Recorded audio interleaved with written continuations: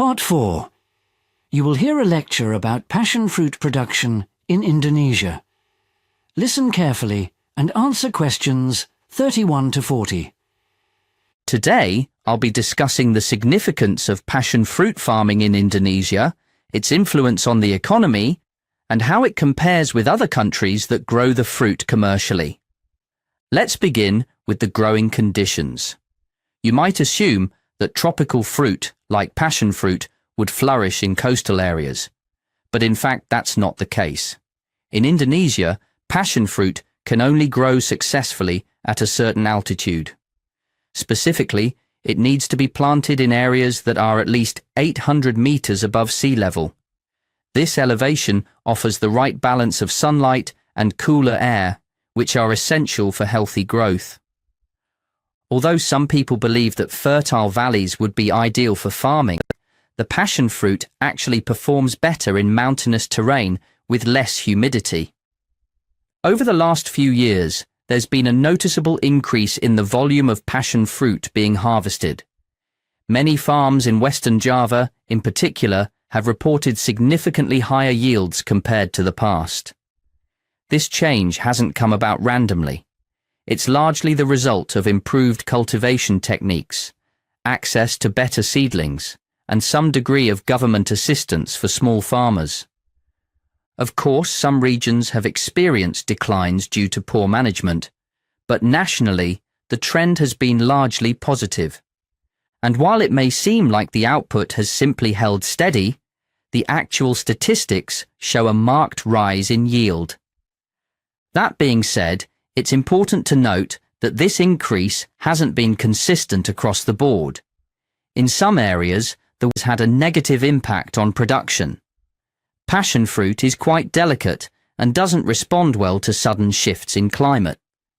Extended periods of rain or unseasonal dry spells can both reduce the number of viable fruits on a vine. While it's true that pests can affect some crops, insects are not considered a major concern for passion fruit in this region.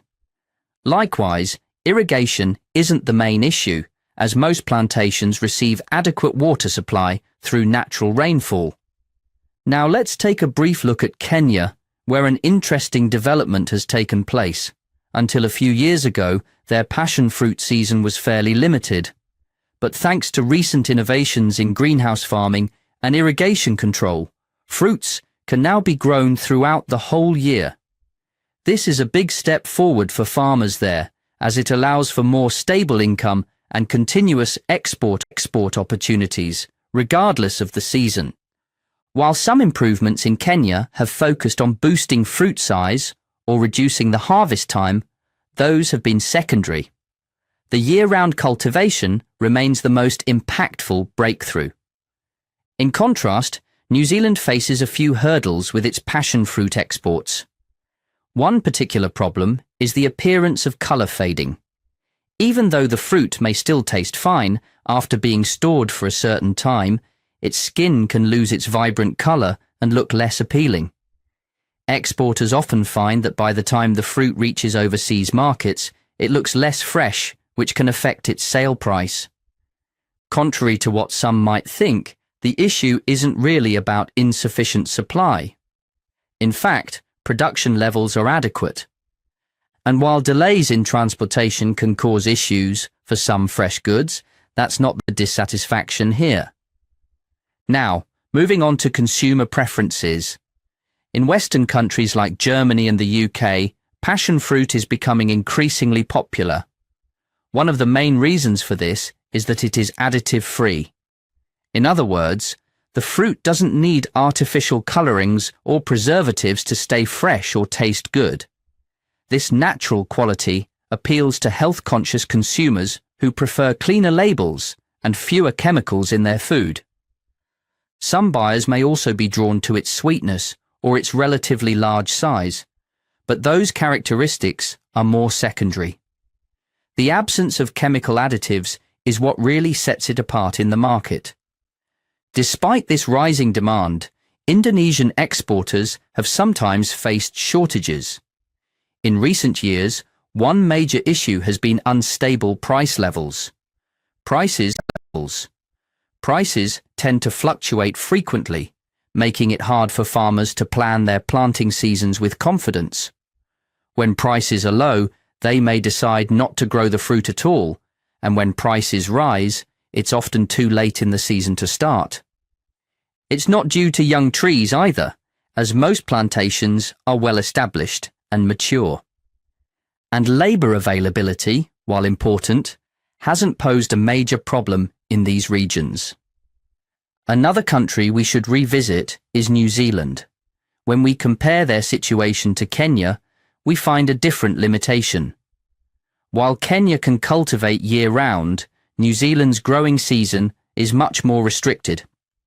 In fact, the plant period is short, only running from February through to July. This gives farmers a narrow window for harvesting, which limits the amount they can produce in a single year. Although some have pointed to a lack of equipment as a challenge, or even poor soil condition in certain areas, these are not the main barriers in this case. Despite these challenges, passion fruit farming continues to bring value to many economies.